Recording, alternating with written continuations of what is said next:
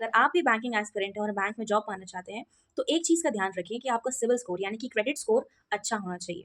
उसमें कोई प्रॉब्लम नहीं होनी चाहिए। सिबिल या क्रेडिट स्कोर क्या होता है? आपकी जो क्रेडिट स्कोरिंग कंपनीज़ हैं जैसे ट्रांसयूनियन सिबिल, एक्सपीरियन या क्रेफ ये सारे इंडिविजुअल्स को उनके लोन रीपेमेंट के अकॉर्डिंग एक स्कोर प्रोवाइड करती है जिसको हम सिबिल स्कोर कहते हैं। मान लीजिए अगर आपने लोन दिया है और आपने उसमें कुछ डिफ़ॉल्ट कर दिया, आपने पैसा वापस नहीं दिया, तो आपका सिबिल स्कोर नीचे हो जाता है, कम हो जाता है।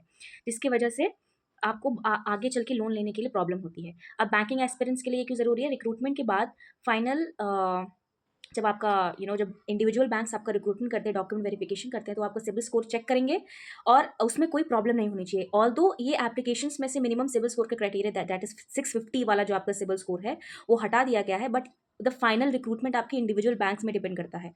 तो ये ध्यान रखिए कि आपका सिबिल स्कोर अच्छा होना चाहिए। अगर आपने अभी तक कोई लोन नहीं लिया है, तो फिर तो आपका सिबिल स्कोर -1 या फिर कोई सिबिल स्कोर का हिस्ट्री नहीं होगा, तो उसमें तो कोई प्रॉब्लम ही नहीं है।